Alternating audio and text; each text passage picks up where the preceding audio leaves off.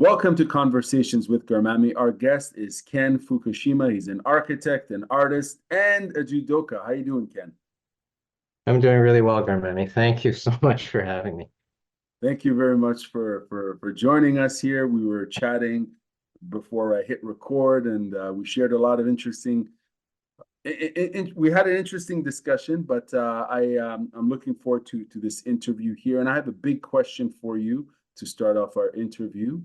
Um, as we celebrate a century of judo in Canada, could you share what this significant milestone means to you personally, both as a judoka and a Canadian?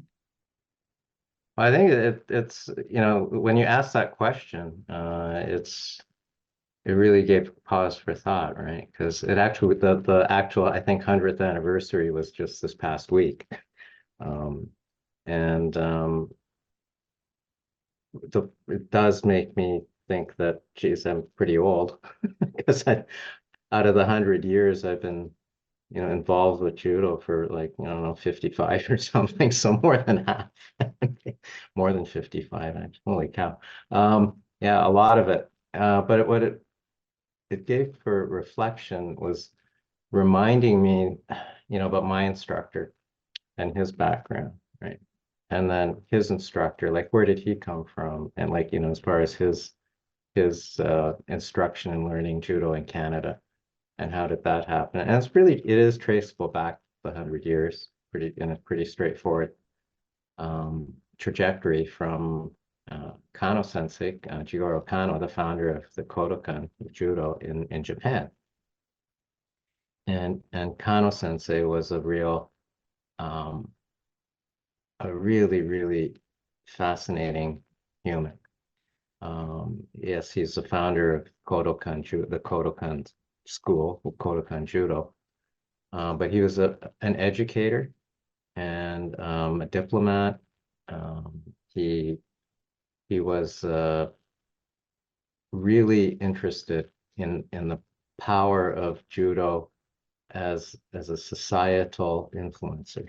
If you think about it, we talk about influencers now. I mean, he was like, in those terms, we could look at Kano Sensei maybe in a way like that, because he saw that it was more than just a martial art. And I think he started this like in the late 19th century in Japan, where there were a lot of jujitsu schools, and he looked at and tried the different schools and what they were good. Some are good at groundwork, some are maybe better at throwing, some are good at like submissions maybe. And he tried to put a lot of things together to create um, a school of his own, taking the good parts from other other teachers, right? But also expanding it to be foundationally an educational thing. That the pillars of judo need to be not just physical fitness and physical education, but also educational in terms of ethics and mental training, mental education. So he was an educator. He taught at university. He was a really strong proponent of judo being practiced not just in Japan but around the world. And he was a member of the IOC. Um, and I'd forgotten this, but Japan was supposed to host the 1940 Olympics. And Kano Sensei was actually traveling back from an IOC meeting, I think from Paris or something, and came through Canada on his way back to Japan. Anyways, it was his students who ended up coming to Canada, 100 years ago to start judo on the West Coast, some schools. And they had students mostly amongst Japanese Canadians living on the West Coast. And then, as I think most listeners would know, right, when the Second World War happened, all of the Japanese Canadians were on the West Coast were moved to internment camps and during the war, and including the judo instructors and students. and like they're students and then just kids, because you know they were in camp for 4 years, right? So they practiced a lot of judo in the camps, and after the war, Japanese Canadians either they couldn't go back to Vancouver to the west coast. They either had to go to Japan or move east of the Rockies, which is why a lot of Japanese Canadians came out to, you know, Toronto where I am, but like to the eastern part of the country. And that's kind of how you can follow the path of judo schools in Canada, kind of through that path and that trajectory as well. So my instructor had started judo in Steveston in BC before the war, but then during the war he was in camp in Angler, and after the war, and he was doing judo in the camp during the war, and after the war he decided to go to Japan and lived in Kyoto. And Japan was devastated, right, in the war. Like there was nothing there except Kyoto as a city was salvaged. Like it was saved. The Allies spared the historic city of Kyoto. And after the war, it became actually a center for a lot of the martial artists. And there was a really thriving judo school culture practice dojo thing still happening in Kyoto after the war. And my instructor is lucky to be part of that environment. And then in the early 50s, he came back to Canada and started his clubs in Toronto. And that's my instructor. And I think, oh, so what does that make me, like a third or fourth generation from these guys? And you start thinking, where's this 100 years go? And I'm saying, well, I feel kind of old because what am I? These guys were my great grandfather in judo or something, or like ancient history or something. Thinking, no, it's actually my instructor was like that line is pretty close. So it hits close to home, and I think that it's significant for me as a person, as a Canadian, because it really does sort of follow the trajectory of Japanese Canadians, what happened to them, and how we evolved and moved into, you know, into society in different parts of Canada, and how judo became something that like is largely non-Japanese Canadian participants now in Canada, right? And it's one of the things that Kano Sensei, going back to the founder, really wanted. He really saw that could be an international thing. Like judo could be, it's not a Japanese thing. It should be an international thing, as you know. I know you know, and many of your listeners would know that it's like the second most popular, second most practiced sport in the world after football. Because it's something like 200 million participants or something, and something like that worldwide. Like it's practiced all over the world, and it's an Olympic year this year. It's just sort of really cool. And this year too, we have a strong team from Canada. It was interesting that the previous Olympics were back at home of judo in Tokyo, and I think that it's good that we have these reminders that we were far away from like 100 years. That was ancient, but at the same time, no, it's not. I'm still here. I'm pretty close to it, and I'm not the oldest one, like, because I have a lot of colleagues my age, right, or my generation, who are still there, still teaching, or still, you know, administrating, involved, and still around. And it's great. We think, and it makes me think of tens of thousands of students who we've had through, you know, the club where I was involved with, and it's very, very encouraging. It really does warm my heart when students would come, former students would come back to the dojo. You know, they left when they were teenagers or kids, or they left when they went to university, and they would come back and as adults, and they bring their kids to the class. to start. I think that's really nice. It's Right. also, you start feeling really old. You start thinking, but it is that continuity and that sort of like it's continued, right? It wasn't a fad. It didn't just, wasn't like I don't know, pogo sticks or something. Judo was something that um, it has evolved and is thriving. And I can see that it will continue to thrive. How important is in terms of knowing the history of the sport in this country? Follow-up question: how important is that for the community? And also, it's a Canadian story as well, right? It's a made Yeah. in Canada story, so it goes. In my opinion, I think it could even expand to go beyond combat sports and into the sporting fabric of Canada. I have a bias. Obviously, I'm a fan of the sport, and I know this country is a great. You know, we're great at winter sports, but when it comes to summer sports, the Canadian team is doing really well. And I guess the question is the value of knowing history. How important is that for the community? And does it go beyond just the combat sports community to the broader Canadian community, in your opinion? I think it goes at least to the broader community of fans of sports, um, because Canada has had a good um, record, maybe sporadic, but a good record in Olympic judo, for example. The first um, Olympics where judo was a sport was one of the sports was in 1964 in Tokyo. And the Canadian Doug Rogers won the silver medal.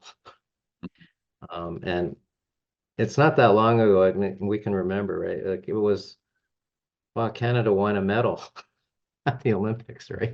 Right. One or two or a few, or, like we won a couple bronze medals, we won some silvers to the stage now where we're expecting, we've got expectations to own the podium, for the last several Olympics. And we're favorites in many sports to bring home, be on the podium, if not winning gold, right? And we have expectations for gold at it's not just at newer sports or winter sports, but 100 meters. Right? Right. It's like, no, these are like sports that like are worldwide, like, no, our athletes in Canada have worldwide status as champions in their discipline. And I think that we can look at this in judo was one of the few sports where a medal was won in 1964. And again in 1984, and then there was at the LA Olympics, but then in 92 was when it started to take off into a new generation when Nicola Gill, as a really young judoka, unexpectedly by many, right, won a bronze medal as a young guy in Barcelona. And then in 96 was get my years right. 96 was Atlanta, right?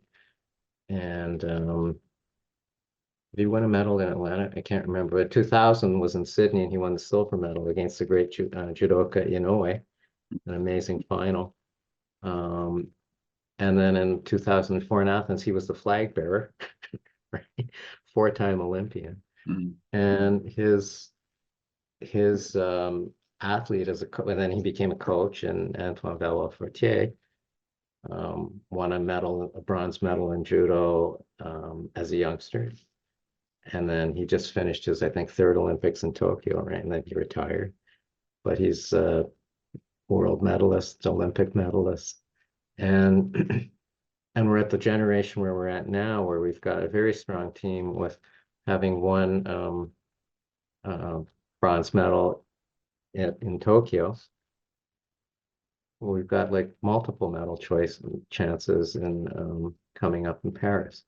and actually won 2 bronze medals. Apologies, we won 2 bronze medals in Tokyo, which was great. And it's just Phenomenal. sort of the progression where we're seeing it, and we're expecting the Canadian judo team to win medals at the Mhm. Olympics.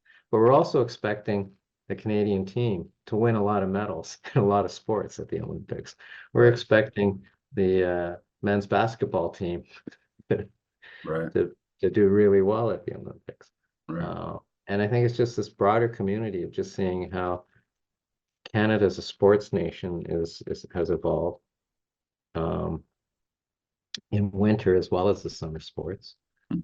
And yeah, I think that that's encouraging that we start getting more role models of young people doing things to be role models to other young people and adults too, right? Because as Absolutely. I've mentioned to you previously on a number of occasions, like young judoka now who are competing on the national team inspire me more than I inspire them. I mean, it's just like, wow, it's just really um, it's really the symbiotic kind of thing, which is really, really wonderful.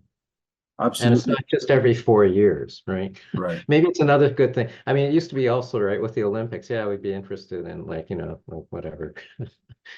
We'd be in equestrian events like every 4 years because we were good at that in Canada.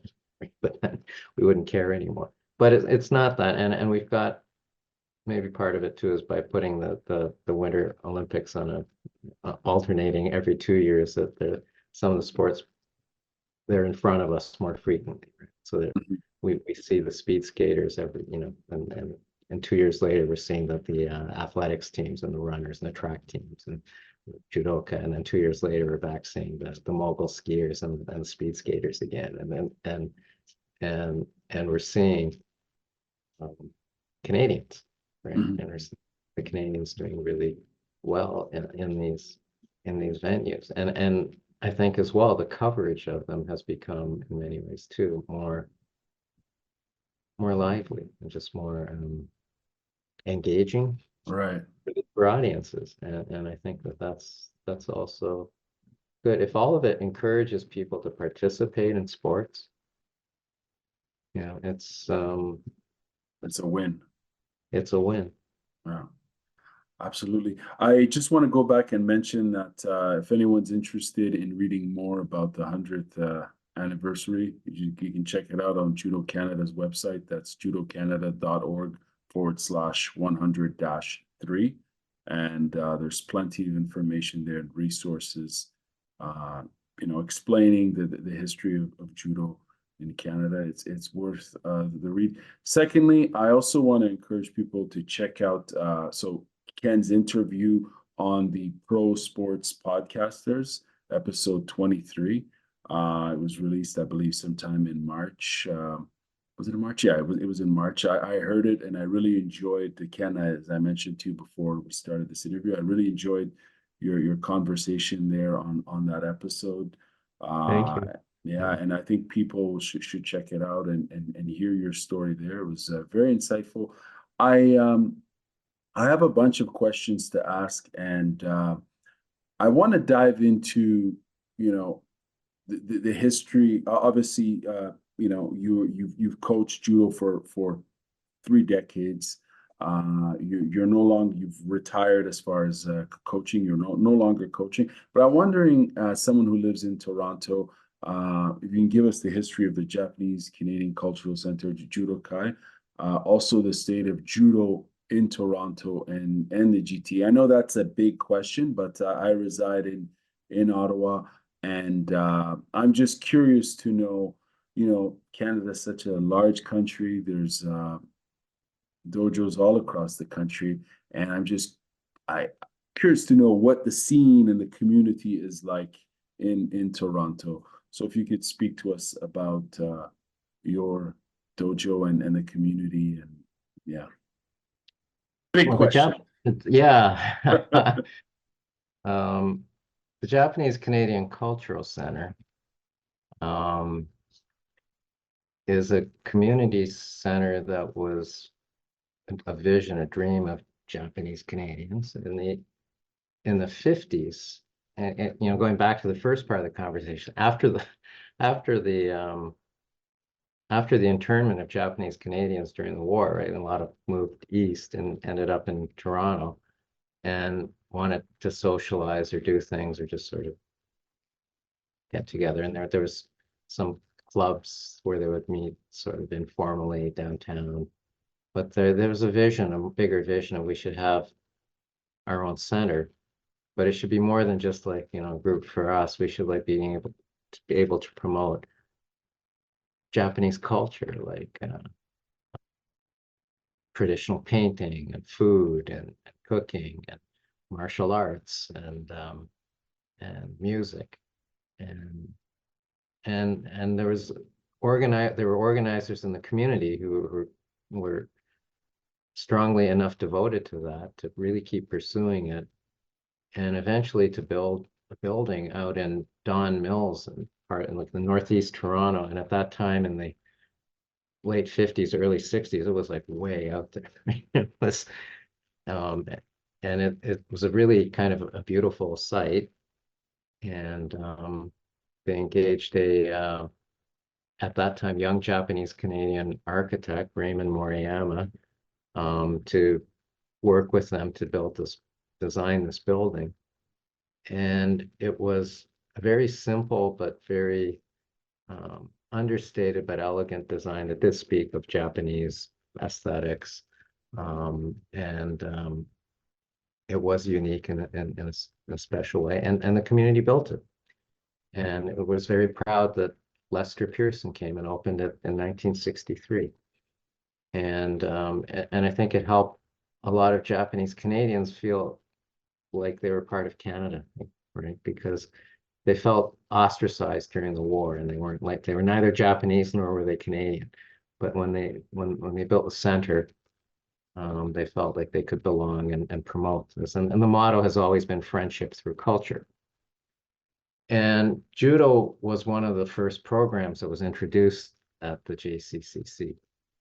And what happened then was the managing director reached out to, I think it was like the 4 top judo instructor clubs in the city, and asked them if they would volunteer to teach classes at the center. Well, they were like trying to make a living, right? But 2 groups said, okay, they would come and volunteer to teach classes there. And so it was one of the original programs from 63. There's been judo classes taught at the JCCC. And my older brother was one of the first students when it opened. And you know, when I was a few years later, I joined. And yeah, I was there since, right? A long time. We even moved the building. Yeah, we outgrew the building and moved to, you know, a really nice conversion of a different large building that's more accessible. The dojo there is really a really great facility, and you know, the programs have been good. The instructors have been good, and it's someone having been there as an instructor for, as I said, for over 30 years. I've seen the ebbs and flows in demographics, right? And like, you know, there were times when we had like, you know, 2 students or like, for a while, and then, you know, then we'd have like 100. It would be sort of in waves of things. And I think now, if anything, it's a little bit more stable in terms of overall numbers, but the demographic has changed a lot. Just anecdotally or observationally by me, that there's more older people taking it, like adults taking it. And I have to say, and I do say to adults who would listen, that I have a lot of respect for someone who would take up judo as an adult, because I wouldn't. It's like, I would take up jujitsu, but not judo, maybe, right? Or aikido, because the hard part of judo is throwing. And when you learn throwing as a kid or as a teen or as a young adult, it's a little easier, because learning throwing is easy, learning falling is hard. And when you're a kid, you can learn how to fall. First of all, you're not falling from very high, and you're landing on mats, and your body is supple, and you're a kid, right? If you're 8, 9, 10, oh, sure. It's but when you're an adult and you start thinking about it, wait, what? This guy's gonna throw me, lift me in the air, and I'm gonna land on my back on the mats over here. And you see somebody else get thrown and slammed, and you go, yeah. And as a teacher, you're telling them, no, you have to relax. It's a little counterintuitive, but Big that's time. what it is. Like you really do have to learn how to relax to fall without getting injured. And to be forceful at the moment of impact, but in the right technical way, right? That you don't get injured. And that's the first kind of skill that you learn in judo. It's mechanic break falls, how to fall. And it's really boring. Mm. Okay, it can be really boring to learn that, or to spend classes practicing that. But it's very important in order to develop as a judoka, because you can't learn the freedom to apply throws and be the thrower unless you understand the feeling of getting thrown and have that freedom both to throw and to get thrown and without fear, right? But just sort of going through that. And the other thing that's more subtle, but it's part of it, it's inherent to that. And this is really foundational to judo and to people who I think go through judo. You learn how to fall, and you always get up. And this is life. You will fall. Don't be afraid. Get up. You're going to fall again. Get up. And no matter how many times you fall, you get up. And you just have to not be afraid of falling. Just go. And this is foundational to, beyond the hour and a half or 2 hours in a dojo. It's like Right. about what, you're going to hit things. Probably just keep that attitude of perseverance. Get up. Doesn't matter, get down, get up. And so anyways, that's a long answer to part of your long question. And I would say though that the state of judo in Toronto and the GTA now is it's pretty good. And I think it's this kind of synergy maybe because we see popularity in mixed martial arts, in particular in, for example, Brazilian Jiu-Jitsu. Right. And we would get people from jiu-jitsu clubs wanting to come to the judo club and try out a class or see, could they train and do some groundwork with the judo guys, Mm-hmm. women, people, students. And it'd be interesting to observe too, the student, because you see, wow, these they're really good on the ground doing groundwork. They're really terrible at standing work. Right. And standing work is hard to learn, and it can be frustrating to learn standing work, but it's also tends to be a bit more of a young person's game, right? And what's great about jujitsu and groundwork is that you can do that as an old guy like me, you can do that Right. lifelong. Groundwork it happens slowly with control, and it's a great workout, and you can really develop your skills and you can test your skills, right? And at that, it happens at a pace where you really don't have to worry too much about getting injured. And so, yeah, I think that's what builds up the interest in having more adults taking up judo now, and just even younger adults like continuing, right? And you don't see this, I think, in, for example, wrestling. I think you can kind of peak in high school. Maybe if you're really, really good in high school wrestling, you can go to university and be on the varsity team at university in wrestling. And then kind of like there's not really a lot of lifelong wrestling clubs. And boxing too tends to be kind of sporadic and whatever it is. Sort of, but judo's like if you can latch into a club atmosphere or the club environment, it's something you really can participate in lifelong. And that's one of the goals of Judo Canada as well, and just sort of lifelong learning in sports, right? It's not just in judo, but in all of sport Canada. It's a lifelong endeavor for a healthy living.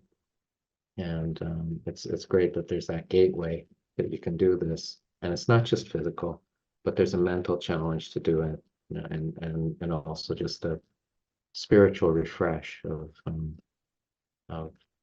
you know, good work that you can have. So I've often said that back in the day, when life was stressful, you go to judo class, you could get beat up or beat somebody up. Either way, you felt better afterwards. You know, it was just like it's just very good. So I do see you know, clubs seem to be doing pretty well in the GTA. And again, I think there's that synergy between mixed martial arts and mixed martial artists wanting to get better at their grappling, being therefore interested in judo, and judo being sort of some receptive to people who are interested in that part of judo, and maybe they'll develop interest in other parts of judo too, like the throwing or kata, like forms and other aspects that are open in our sport.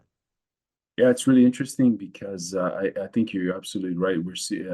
We're seeing more and more interest in the sport of judo coming from these other martial arts. If it's MMA, if it's Brazilian Jiu-Jitsu, you know, I think the sport it's going to be, from a communications perspective, it's going to be interesting to see, not to switch subjects or anything like that, what's going to happen between the Paris 2024 Olympics and the Los Angeles 2028 Olympics, in the sense that now there's this huge audience of combat sports fans who are, you know, becoming more knowledgeable, I believe, on the sport of judo, because there's just so much content right now.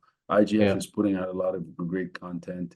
And also, you know, Judo Canada, etc. There's so much content out there. It's very dynamic. It's crafted in a way that will appeal to certain demographics. It's, you know, they're dancing with different tactics. So it's in the sense that it's targeted content. And I think from a communications perspective, I'm really curious to know, between now and the next Olympics, which it's in Los Angeles, the growth of the sport, particularly in the Americas, you know, Canada, US. I think we might see, you might see a new resurgence of potential practitioner players and just fans, like, you know what I mean, because it's such an incredible, dynamic global sport.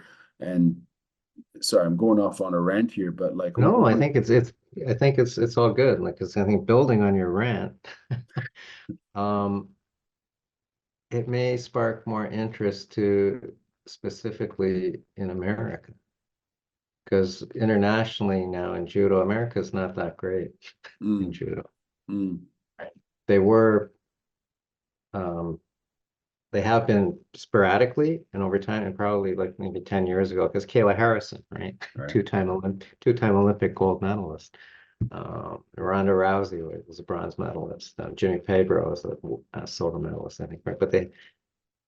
But right now there aren't a lot of like podium hopefuls on the IJF tour who are from America, versus in Canada. It's sort of like Canada and America at tennis, right? It's kind of like, you know, like Canada's got more top tennis players than the Americans do, right? Right. So it's like, it's just, but as things get more, sort of looking for exposure, right, and interest, then why not? I mean, yeah, you can go join a judo club, right? Like, let's go do this. If that person can do it, I can do it. We can, why not? I like the sport. And you see, it used to be also that I think in the origins, earlier days of MMA, wasn't it really just more a contest to see how a judo guy would do against a striker, Yeah, yeah, or a boxer would do against a kicker? But absolutely. now that's evolved into, no, to be an MMA art, you have to be like pretty good at all of them, right? Hmm. Or it used to be, or to be cynical, you have to be kind of mediocrely good at all of them. If you're really, really good at one of them, you might not do too well. Right. And Yeah. then there are times when we start looking at them and go, why is this judo guy like trying to box? Mm. But it's because it's different, right? And this is, I think, growing pains and like how sports evolve.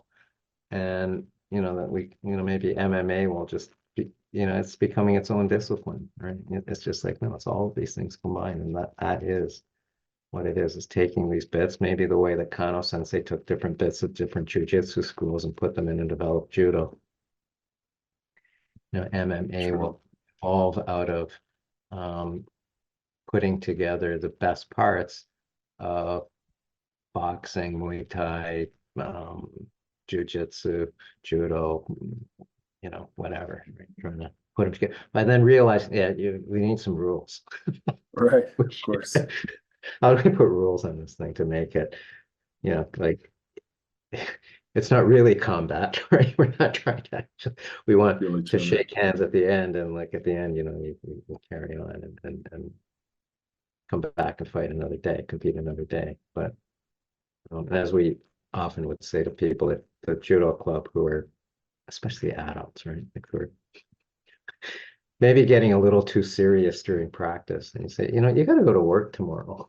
It's like, That's an excellent point, though. and That's, so does your partner. Okay. these absolutely. That's, that's an excellent point because I myself, as someone who needs to go to work the next day, I've seen it in gyms where as an adult, where people, as recreationals, hobbyists, people who do it for the love, who might just crank it up and take it to the next level. And I'm talking about people in their mid 30s or 40s, and they injure themselves. I'm talking serious injuries, and it's not someone who has ambitions necessarily to compete nationally or internationally in whatever set sport. It's just, some dude in a gym trying to sweat, and there you go. He gets like a life-altering injury. Unfortunately, these things happen, but I think I Yeah, think or it's they injure their partner, right? yeah. Oh It's yeah. just like, Yeah. and I think, we've done surveys with students before in the old days too, about like, which actually makes you feel worse, when you get injured yourself or you injure your partner. And it's like, people will admit, yeah, when I injure my partner, right? Yeah. Like it's, so be careful, right? Be Mm. respectful. That's also foundational to judo, is mutual respect, and that you Mm. both get better by helping each other get better. You both get better. Um, it's not an either or, and it's a mutual benefit by how you train really hard together to get better yourself. You will both get better. You understand that you both need to get better, and that's also transferable to real life, not just Absolutely. in the dojo, right? But this is Absolutely. more of a societal thing. It's interesting. I just want to mention this real quickly in terms of the values you speak of. I think that for practitioners of some other sports, I think they're coming to a realization that having values is integral to the development of one's sport and self. And I think judo's position, because it's a sport that really communicates and articulates its values through and through consistently, and this is my opinion from what I've observed as a fan who's observing various combat sports, amateur and pro, etc., that some of these other sports I think are beginning, especially for folks who are higher belt ranks. I'm speaking about Brazilian Jiu-Jitsu community. I think we're beginning to see the benefits of judo in terms of how it's established itself on the administrative side, but also having a core curriculum, values, and its history. You know, we're talking about in Canada, 100 years of judo in Canada, which is monumental. And as we were talking about, I think you mentioned, yeah, the JCCC, yeah, Japanese Canadian Cultural Center. The architect Moriyama, he also built the. I'm in Ottawa, so I'm familiar with the Canadian War Museum. Yep. He designed that, and I believe he passed away last year. Yep. You know, but I'm just mentioning it's he's because you mentioned him, and obviously you're an architect, of course, and it's interesting that his work is he's a legend in the Canadian, I think internationally as an architect. Is he not? Correct me if I'm Yeah, wrong. he is, and in Toronto he did quite a few um, really important and well received and kind of almost iconic buildings. And for me, as a young Japanese Canadian thinking about architecture, is kind of like really a nice role model to have, like a Right. I could do this. And I became interested in being an architect because the original Japanese Canadian Cultural Center was my favorite building. I spent a lot of time there when I was a kid Mm. and growing up, but I just really liked that building. And even as I got, yeah, much older, and as an architect, I still had a lot of respect for that building, like as just as a work of architecture, as a building. You know, I think it was really, really well done. And there was a lot of angst in the community when the community decided to move away from that building to the new facility. And there was friction between the community, well, honestly, between the Japanese Canadian Cultural Center and Ray Moriyama, because there was some friction going on when the decision was made not to add on to and renovate and build an addition to the original building, but to sell it and move to another bigger building and Mm. convert that one to the new center. But you know, to his great credit, both personally, professionally, and to the community, he came very vocal then in his support for the new center, the new building. That you know, it's the building is just a container. What's important is what happens inside of it, and that the programs of the original Japanese Canadian Cultural Center had become successful enough that you needed a building that was 3 times larger. That's a good thing. Right, yeah. And you know, it's a good evolution. Mhm. And he designed and donated money.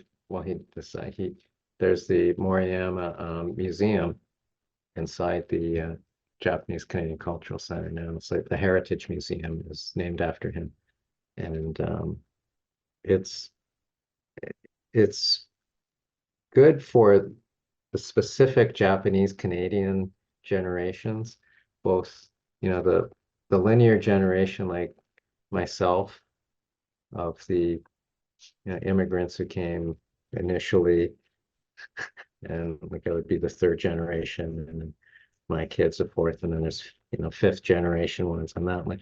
But there are many new Japanese Canadian, new Canadian people who immigrated from Japan after the war, like more recently, right, or in the 2000s, Mhm. and they're very much part of the community and part of the JCCC, and it's good that it's expanded, just not just a linear thing of the original immigrants, children's grandchildren and stuff. Right, But right. it's expand. No, these are just people who had nothing to do with the internment camps or any of that things. They just came over. Like they're, you know, they worked for Toyota. They came over or something. And you know, they got stationed here at the consul general's office or something for, you know, consulate, and they're here.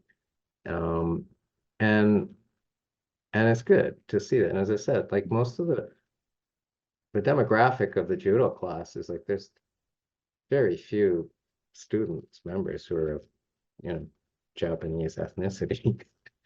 And it's the same in, I think, all the martial arts programs there.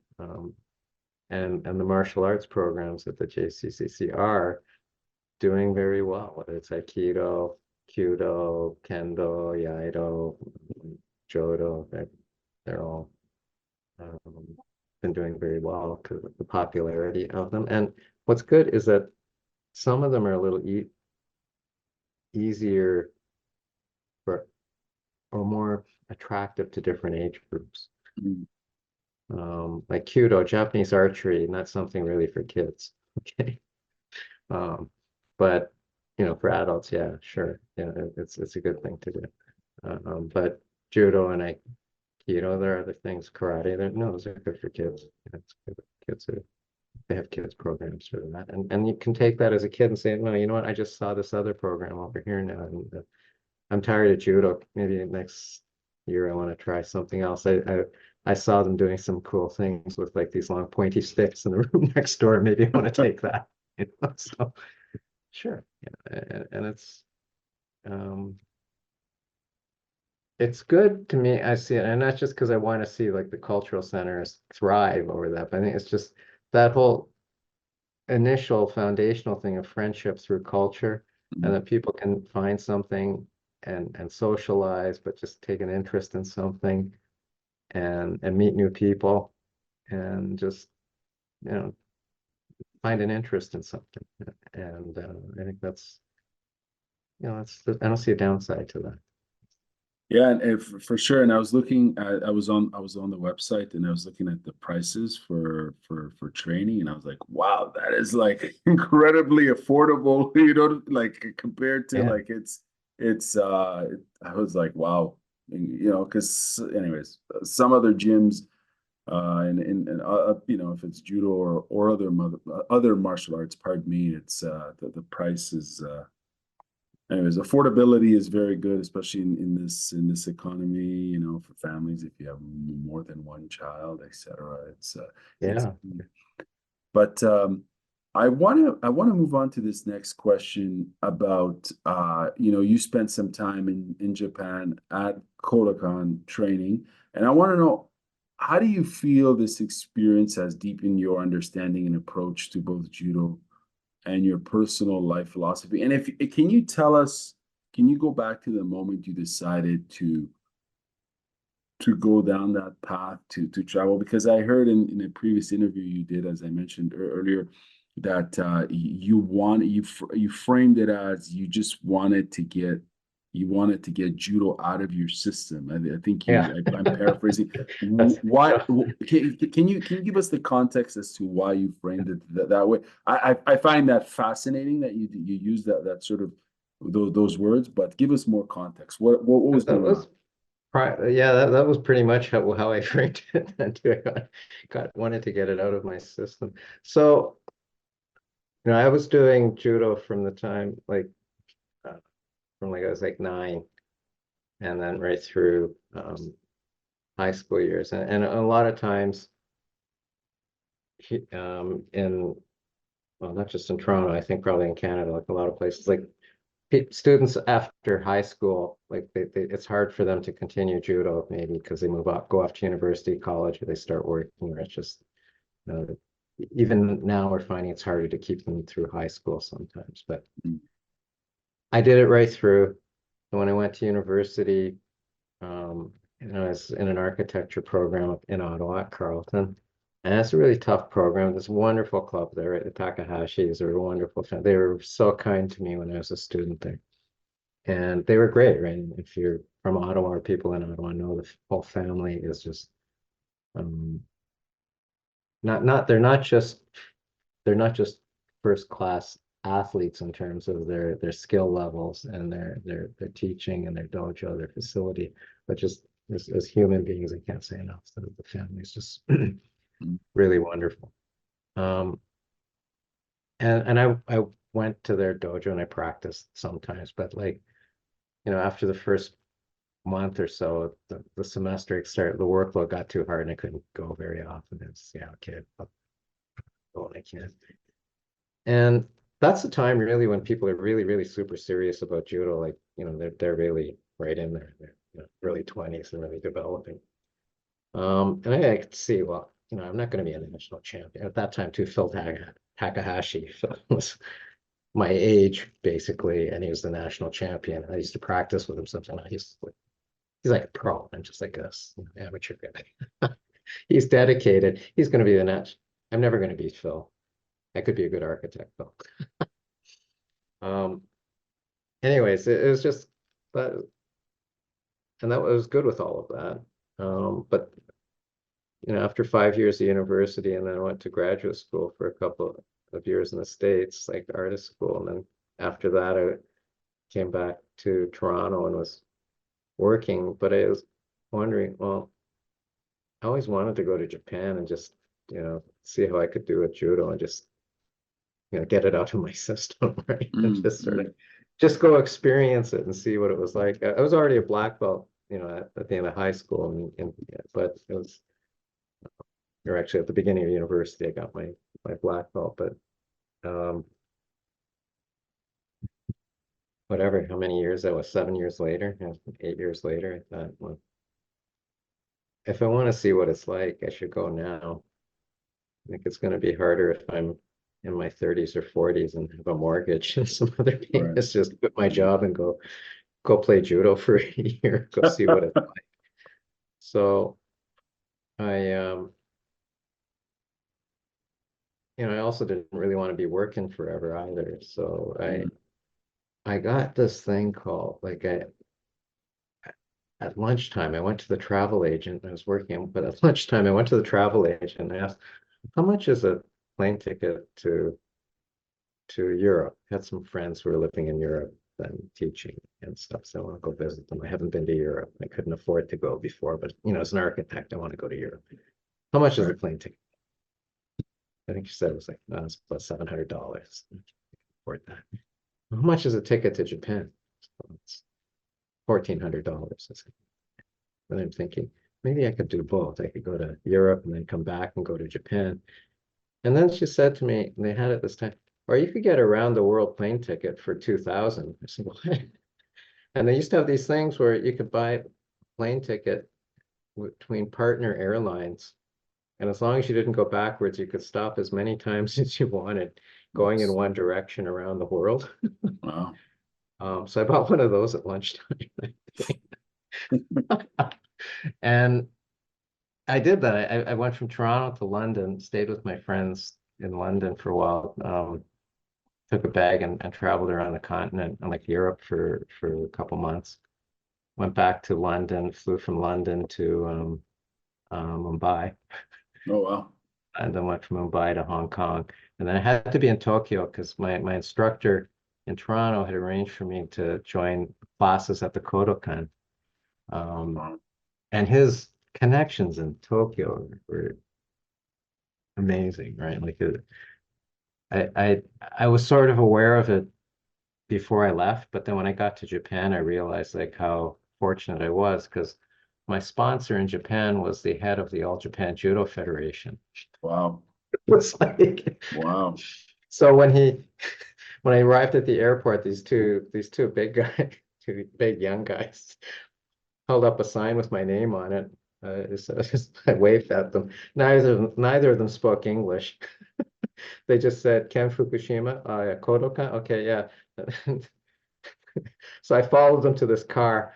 They didn't say a word the whole way. They drove me straight from the airport to the Kodokan, took me in the front door. I met a young administrative person, instructor, who worked at the Kodokan, who spoke a bit of English. He told me, oh yeah, Kudo Sensei, my sponsor, he said that we should be expecting you tonight. So then they took me up to the dormitory, set me up there, and then the next day I met Kudo Sensei. But it was like, wow, my Kudo Sensei is really important here. So, and so that was my introduction, and I had to be there, and then I enrolled also through my instructor here at a program for foreigners. It's like a Division A class, right, for like black belts basically to go. And the head of the international division was Abe Sensei, who was a close friend of my instructor, because they'd been together in Kyoto after the war. Wow. And Abe Sensei was the head of the international division of the Kodokan. Very kind and very, but also way up there, right? These guys, this nobody guy who shows up from Toronto, right? Yeah. But so yeah, I got enrolled into classes, but I had a commitment as a student. I had to be at class 6 days a week. I could miss 2 days a month, something like that, to keep my visa. And participate in monthly grading tournaments. And yeah, it's just a great experience. Like, I mean, I met people, and the Kodokanas were judo people from all over the world are there. And so I met because I was staying at the dormitory at the Kodokan initially, I met people from all around the world who were staying at the dormitory as well. And in that other podcast, I gave this really long story about meeting the great judoka, great humanitarian, great sportsman, Muhammad Ali Rashwan of Egypt. I met there. And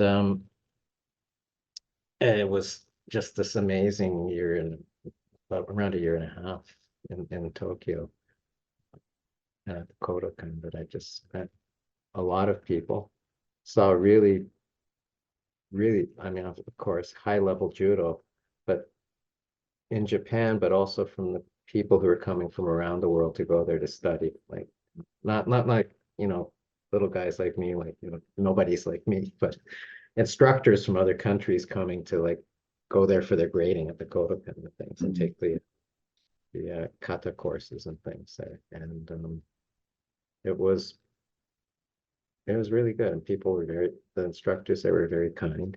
But I could see how, the eighth dan instructors really were over there, and the legendary instructors who were like these legendary all Japan champion competitors who were now elderly, but they're the instructors who were overseeing the programs or the dojo. And within Japan, there were different rivalries between the different universities, and which is actually kind of cool. But it's because in Japan, can you describe it like it's like judo in Japan at universities is a bit like basketball at university in the States, right? It's like really Wow.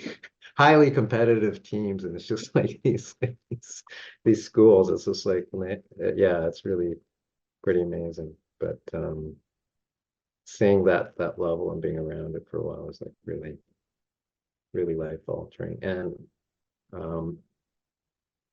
I met this man, Muhammad Ali Rashwan, who was a great Olympian sportsman, champion, and Egyptian.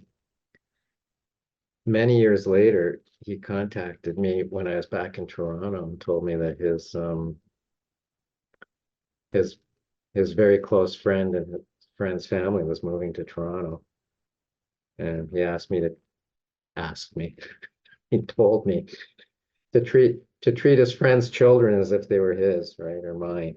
to And you know what it's like, right? That's what somebody's asking you, they're not asking you. It's like your obligation.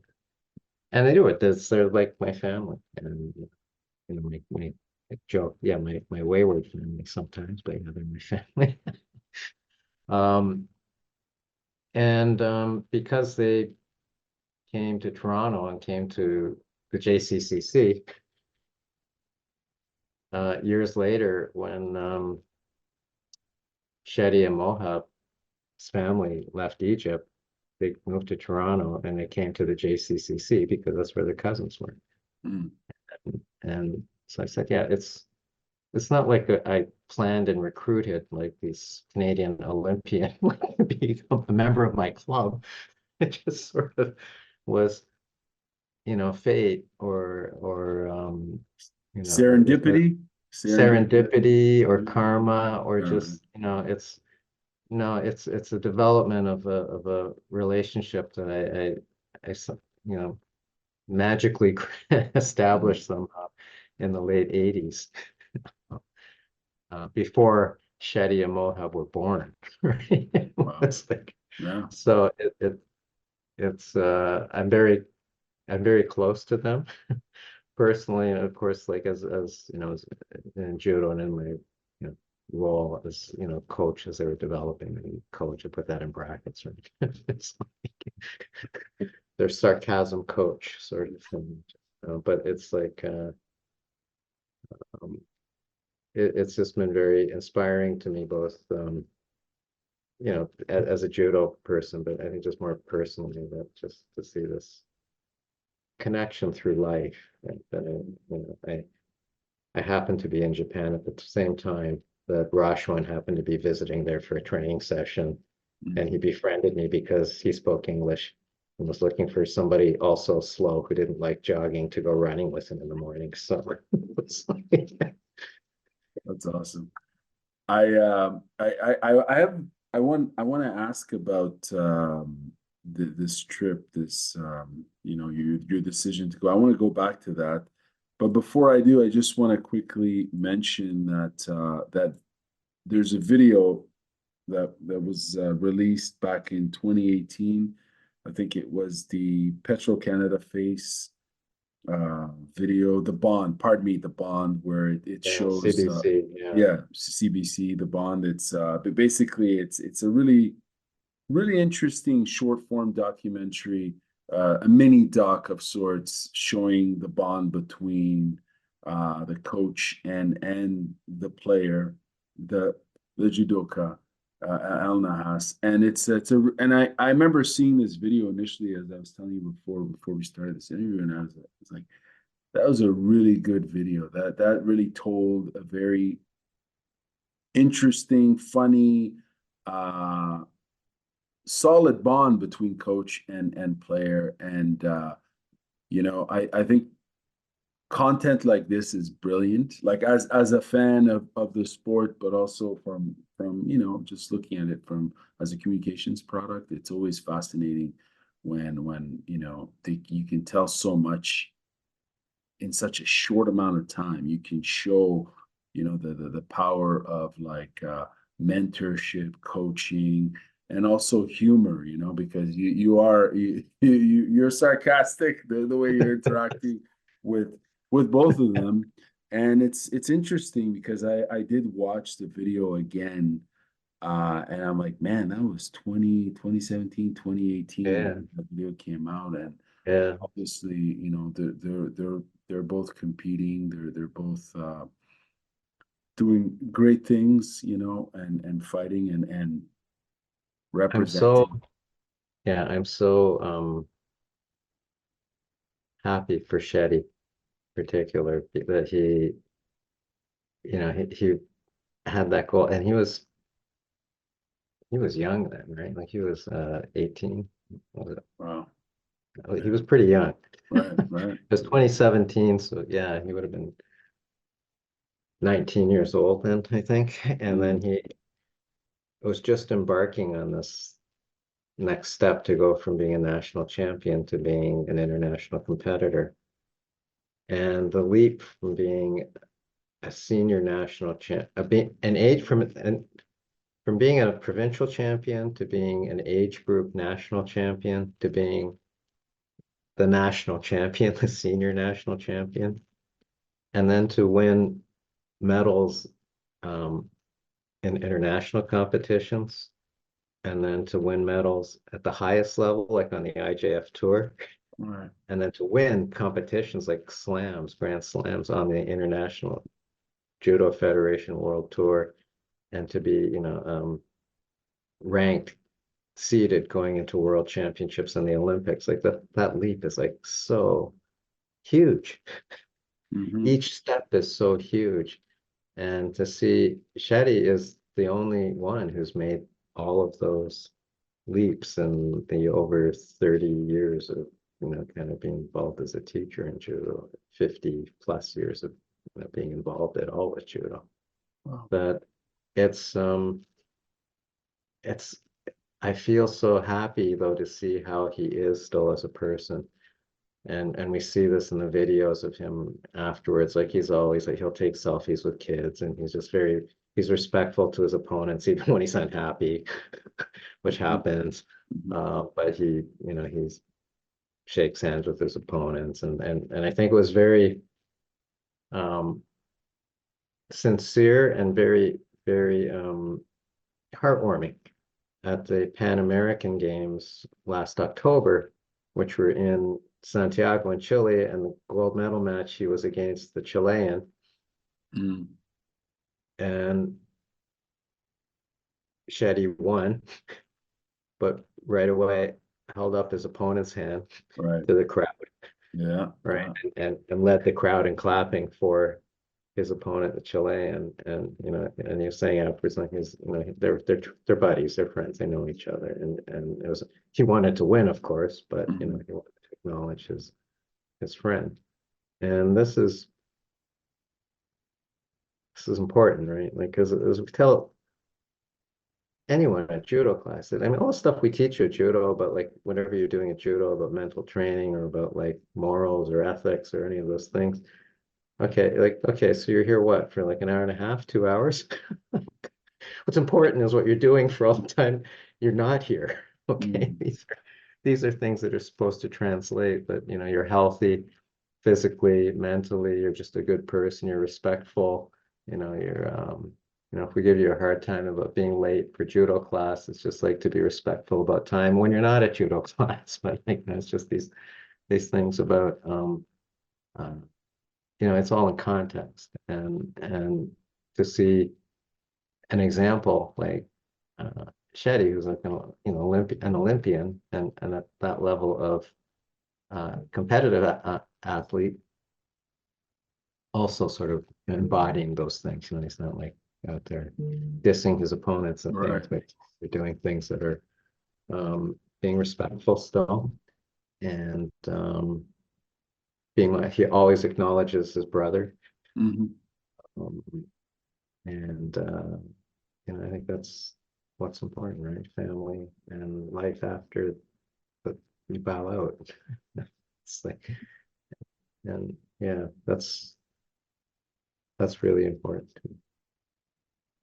It is, yeah, absolutely, and you're right. Like even after all his matches, you always see a genuine act of respect for his opponent, his sport, and his team and everything he represents. I think he's quite the ambassador of the sport, and very entertaining to watch. I say entertaining to watch because I mean you look at his matches. And I think we've been saying this for years. If you watch him fight, he's always giving 110%. And I think I just think for Canadian sports, especially when you consider how dynamic the sport is visually, and especially from a combat sports. As a combat sports fan, I think if you were ever to show someone who's not familiar with their sport what this sport is about, in terms of like dynamic visuals, very entertaining fights, and it's fun to edit his matches, I must admit. I was just gonna say, like, you put together such a great reel after the Antalya Grand Slam. Like, also to the soundtrack, the Voodoo Child was great, but I mean, it's just but the highlights, like he gave you the highlights, and Anthony Corelli, the announcer, described him after the Olympics last time. He was like, described as, he's like a knockout puncher. Right. When you watch Shetty in judo, he's sort of like that kind, because a lot of times he wins with these just spectacular throws. And that's true. And he burst onto the scene on the world tour by having spectacular throws. And people were wondering, who is this guy, right? Where did he come from? And then it got harder, more difficult for him. And people, of course, they study their opponents, right? And try to overcome those things. And Shetty acknowledged, and has been acknowledging, that the part of his game that's evolved is his ability to be more tactical and to be more strategic in his matches. And he laments the loss in the bronze medal match at the Tokyo Olympics, because it was really a tactical thing he could have done better, right? I don't want to say it's a mistake, because well, assuming neither of us and very few people have been in that position, right? Right, of course, of course. Have that opportunity even, but Mhm.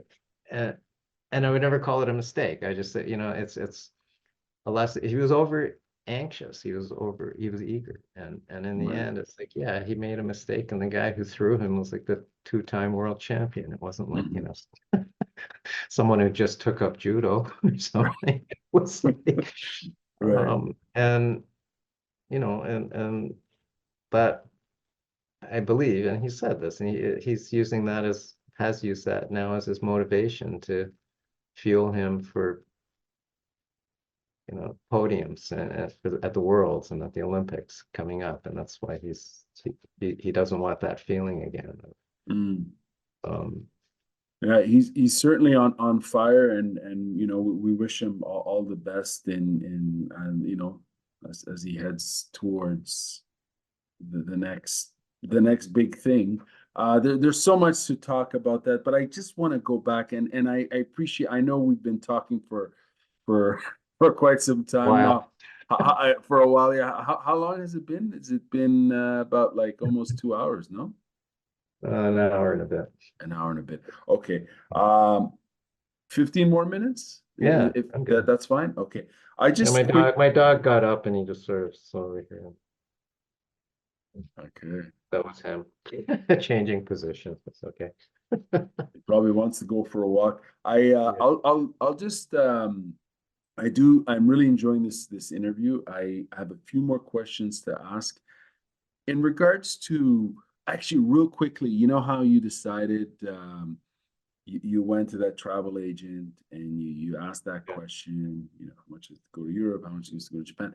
Do you ever think back and say, like, I mean, it's awesome that you took that trip, that you explored, and Yeah. not everyone does that, right? Some people take the leap. Some people say, "I've always wanted to.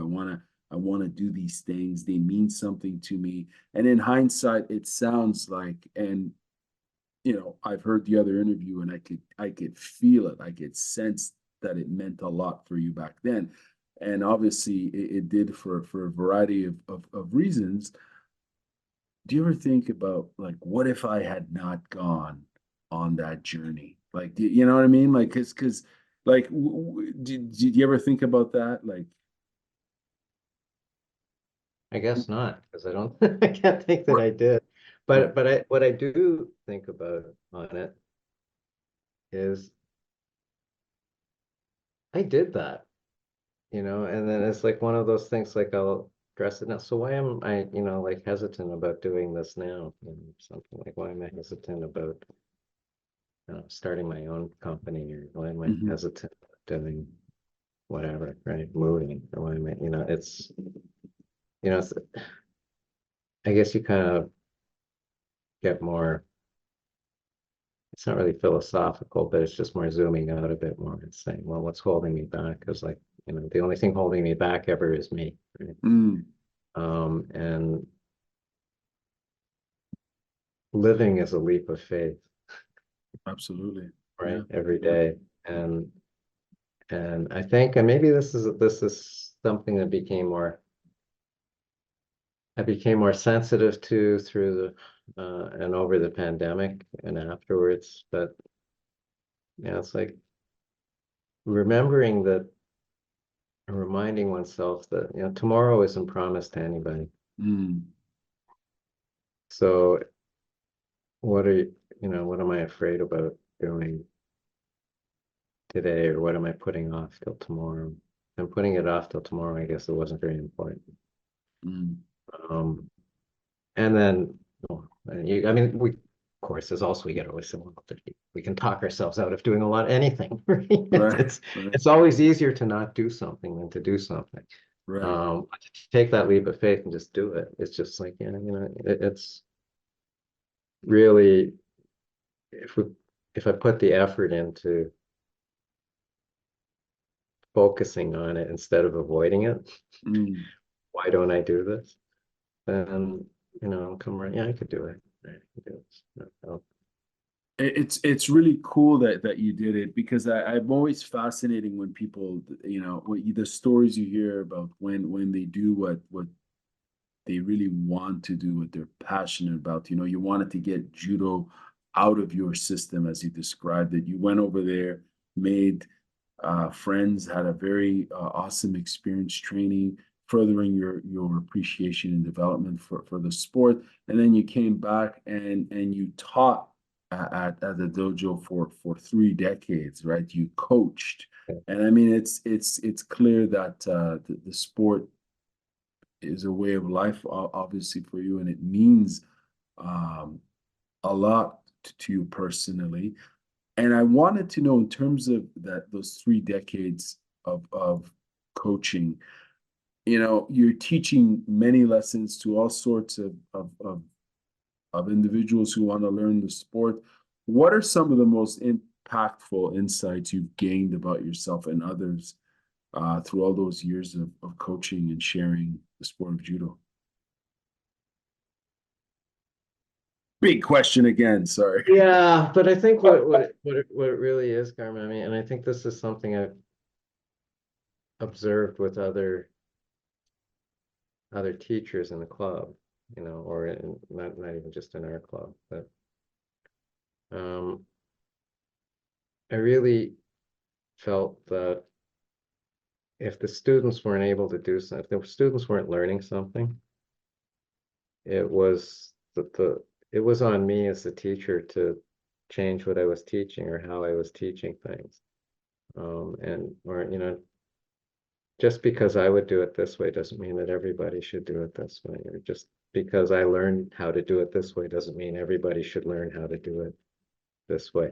Yes, there is a basic way to execute a technique, to develop it, but there's not a single way of how to teach that technique. And if they're not learning it, or they're not able to do it, well, maybe it's me, not them, right? Like it's not, I need to adapt, or some people are learning it, but others aren't. Like it's, well, why aren't the other ones able to understand it? How can I change how I communicate with them or demonstrate, or is there a way I can try to do this? And more importantly than that, are they enjoying this? Right? Or are they just, am I just, trying to make them learn this? You're going to learn this whether you want. No, no, I want them to enjoy the experience, and they should feel that no, that the instructor, the teacher is there to try to help them learn something about themselves. And we talked about this, I think, earlier, that the first thing you learn how to do is to fall, so you can learn how to get up. And it's physically, yes, specifically, you learn how to fall, break your fall, and how without getting hurt, and get up. But it's more that attitude, that even if it's not easy, it's, but you persevere a bit and you accomplish it, you feel really good about that. And I got a lot of happiness out of seeing just for example, a kid who couldn't do just a regular forward roll be able to do one, or couldn't do a cartwheel, be able to do one, or be able to, do be able to do one. Like that was so much more joyful for me than seeing like a naturally athletic student be able to do something really athletic. Right? It's like, Right. and it's not that I wasn't happy for them too, but it was just like, no, that the bars are different. And I think that's where I started to understand more about being fair doesn't mean treating everybody the same, right? Being fair means treating them equally specially. And it doesn't mean like you treat, you teach the same lesson to everybody, fits all kind of thing. And the standard is the same for everybody for what you need to learn. Maybe we need to, teachers adapt to the person sometimes. It's, like, in this last 3 weeks, this person learned way more than the other person did, even though they, from where they started to where they are now. that development is huge compared to the other person, even though the other person, might on surface look to be much more accomplished.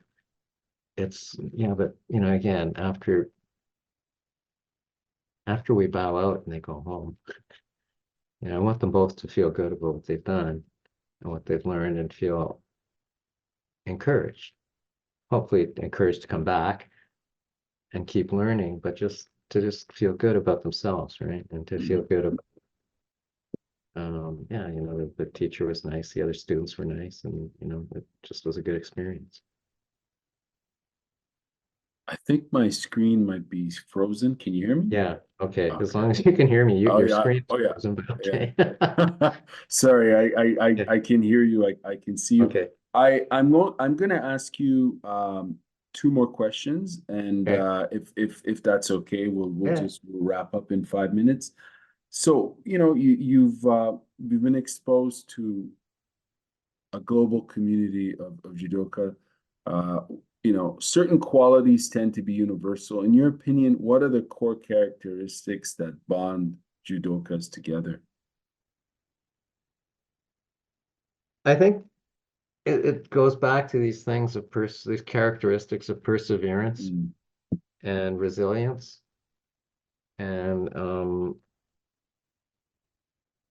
always getting up, not being afraid of mm, failing, because you can't succeed unless you put yourself at risk of failing, right? right.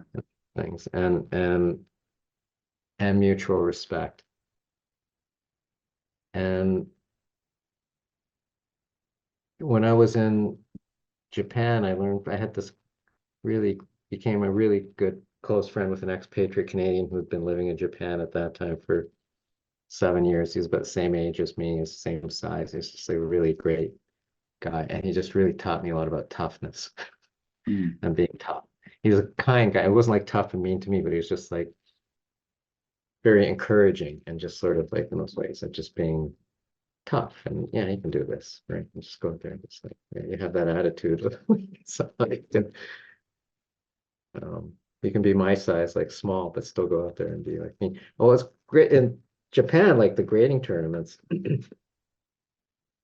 It's the old-fashioned way of it's just like if you're a first degree black belt, you fight other first degree black belts, and then when you beat enough of them to get enough points, then you can qualify for your second degree black belt, right? And then but it's not by weight or age.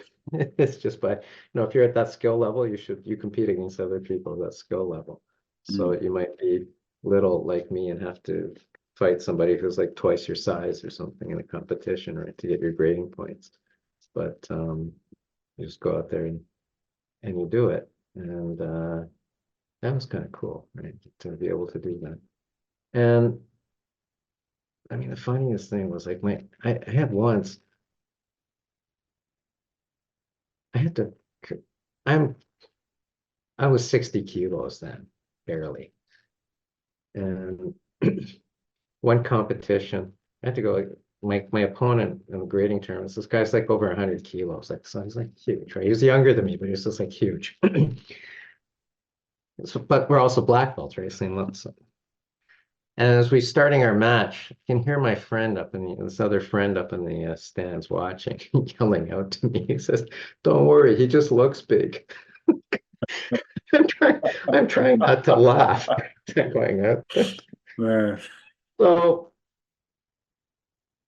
yeah, whatever. Fast forward, like, I don't know, 20 years. When Shetty's like in one of his first competitions in Canada, he's fighting in the heaviest division, which was over 66 kilos. He weighed like 68 kilos, I think, right? He was like, what, 12, 14 years old. And his opponent was some guy from out west who weighed 124 kilos. Oh wow. Bigger than the guys he fights now, right? Right. And we joke about it now, like his cousins and his parents said, "No, but Shetty, your dad was praying for you." And they were worried he was just gonna like die, and get like squished. And I just told him that Shetty was Don't worry, he just looks big. Anyways, Shetty beat the guy. Right? It Nice. was one of those things. But it's those things of just, yeah, you can be, don't doubt yourself. Just go out there and do it, and just like, but you know, you don't have to be too serious about it either. It's a game, right? Right. And just and have some fun with it. So that's, I think the qualities are, yeah, you're resilient about it. You persevere. You know you're going to fail sometimes. That's part Mm, of like getting better, but you get mm, up and you keep going. And that's, you know, and that's, and you be respectful to your opponents and to the sport, to the referees, even if you disagree with them. It's just a match, right? right. And yeah, you move on. So,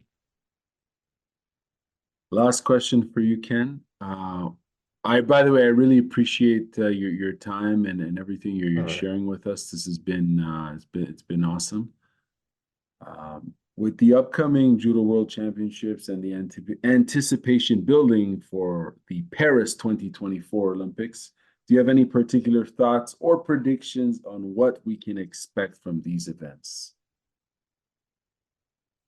expectations are high for Team Canada, both.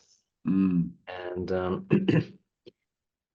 in specifics, Canada is very strong in on the men's side in one, two, three divisions out of seven. Canada is very strong mm, competitors. Under 73 kilos, Arthur Marchelidon.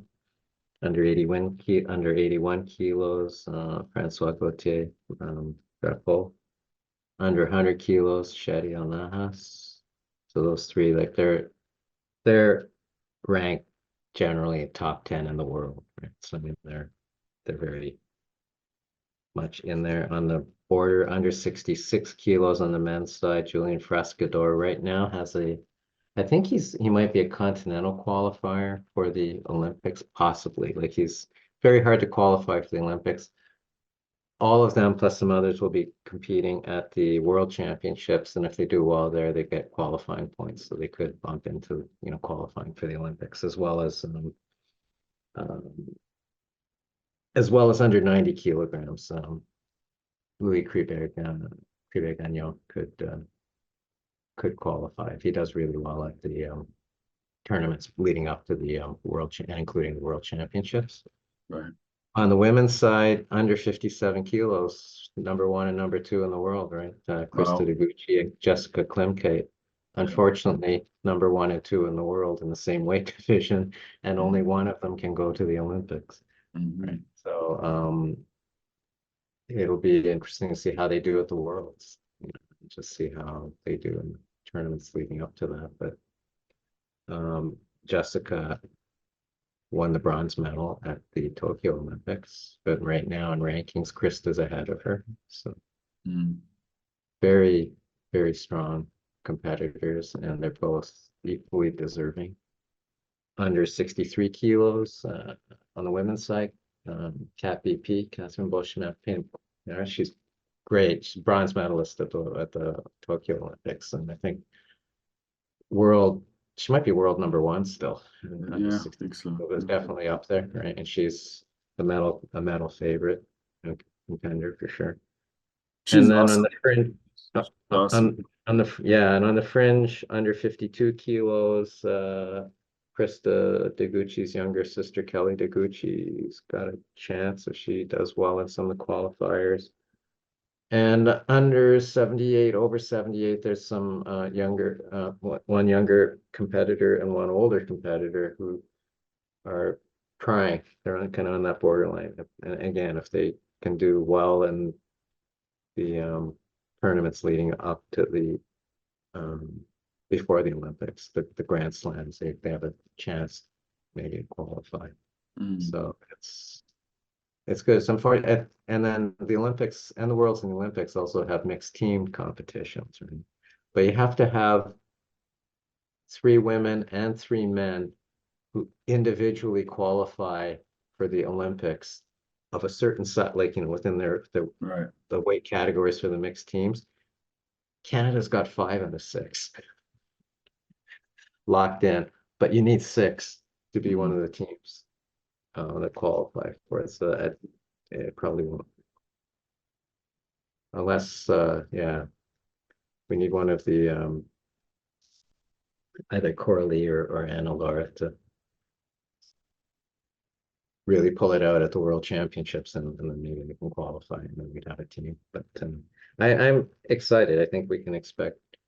And that's the thing. We talked about this earlier, right? We're at the same. No, we expect medals. You know, and it used to be, well, we hope, we're not just hoping for medals. No, you know, Judo Canada expects medals, and the athletes themselves are expecting medals, and that's their, and you know, I've had this conversation with Shetty, you know, for a long time. I think if the goal is to make the podium, in my opinion, is if the goal is to make the podium, you won't make the podium. If the goal is to win the gold medal, you'll make the podium. I believe that everyone who's going to be on that podium is believing they're going to win the gold medal. Okay. But if you're just hoping to make the podium, you might. But I mean, it's just at the Olympics, the level of competition, the intensity is so high, and the it's not the frequency of match. I mean, you have like matches all on the same day, and there's no easy matches. And they come up on each other pretty quickly before the final rounds, and under a lot of pressure. So I mean, it's an amazing tournament, and we're fortunate too that with the IJF, the International Judo Federation, has Judo TV. There's a lot of social media feeds. You do really great things of putting together things as they're happening, and shortly after they're happening as recaps, so people can see what's going on. And you know, in the old days, we'd have to wait for, you know, like black and white photocopy newsletters to come in the mail or something of what happened. But you know, to see these things now, the enthusiasm, support, I think it's exciting, and I'm really looking forward to seeing it. I mean, it's just experiencing it. And Paris, France is such a judo country, like number 2 in the top 3 in the world, right? Like Japan, France, and Georgia probably have strong teams and strong participation. It's a huge vibe. Shetty often talks about how the vibe at the Paris Grand Slam is amazing, just because the crowd is so. I mean, it's like going to a hockey game in Canada, right? It's just like the vibe inside a small arena is so enthusiastic and knowledgeable. It's should be wonderful. I wouldn't be surprised if that sport takes over because, as you mentioned, that country is so judo mad that sport takes over in terms of just coverage and popularity. You know, just the buy-in they already have such an educated crowd, right? And the history of judo in that country, and in it's that part of city. it's part of curriculum in physical education in so many countries around the world, which is why judo's practiced all around the world. It's just seen as a really good sport for physical education, because you do work on some strength training through isometric, like body on body weight, but you work on leverage, you work on balance, you can work on stamina, you can work on flexibility, but all of these things you can develop through, and coordination. And again, this whole thing of learning how to not fall or learning how to not get hurt when you fall, and building that mentality up, that these are things that are very just so from a common sense point of view about like This would be good for everybody to learn that. Physical Absolutely. things. And I think I mentioned this, before, like, you saw uh in the NFL, like, who's Miami's quarterback, Tua? Like, was a couple years ago, he had those like massive concussions, Mm, and you saw the replays of how he fell. Like, he just flopped back and his head like slammed against the turf. right.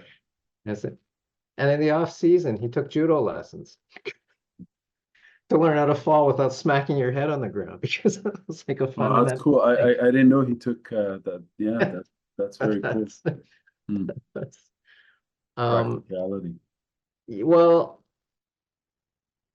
if we think about in American football, and same with hockey, right? When you're all armored up, like, I mean, Mm, you deal with contact differently than when you're not wearing padding, equipment, helmets, but it's also with contact and falling, right? And you learn how to protect yourself more with movement and just, like, saving your head. mm. Yeah, Saving your head. It's that's like so integral. protect That's the important. head, protect Yeah, the head. But yeah. you forget that when you're wearing a helmet sometimes, right? Right, right. People forget that. And that's why in judo, like, that fundamental thing of just, like, protect your head and just you'll be okay. Mm, And I think that's why judo is popular as a form of physical education around the world. You don't need judo gis even. You don't need a lot of equipment. You don't need, mats are good. sure. Soft ground are good, but it's something that a lot of people can participate in. It's not age discriminatory or size discriminatory Right. or gender discriminatory. It's Hmm. like participate. Um, and Even if you're visually impaired, right? Even if It's you're very, like Priscilla's yeah, doing really great, like at the right, Paralympics, and we've got some good right. things coming, some good athletes participating in the Paralympics as well That's right. coming up. So Yeah. yeah, we're Very inclusive sport. Very inclusive. I just I want to thank you again for this opportunity and your time. And I think it's 100 years of judo in Canada, and we've got the Olympics in less than 90 days, and potentially, as you were saying, many Canadians will be aiming for that gold and making the podium. So it'll be as fans, it'll be incredible to watch. Will you be going to Paris? No, I don't think I'll No. be able to go unless Shetty or somebody can, like, snag some tickets for me. But, like, but the other part of that is just the inspiration to a new generation of Mm, potential judo students, right? Or aficionados or people who want to take it out at any age. But just, I think seeing successful athletes who you can relate to because they're from the country, or they're your size, or they're not your size, but it's just, just um, it's just encouraging, and hopefully we can get more and more interest in judo, just in every sport, just in, like, activity, right? Just it's it's good. There's not a downside to it. absolutely. They're role models, as you were saying. They're role models for everyone. I Yeah, see. Oh, I see. I think I my saw dog. your dog. Yeah. I think. Yeah. Thank you very much, Ken. Have a Oh, wonderful thank you week. very much, Carmen. This has been awesome. Thank you. No, thank you so much.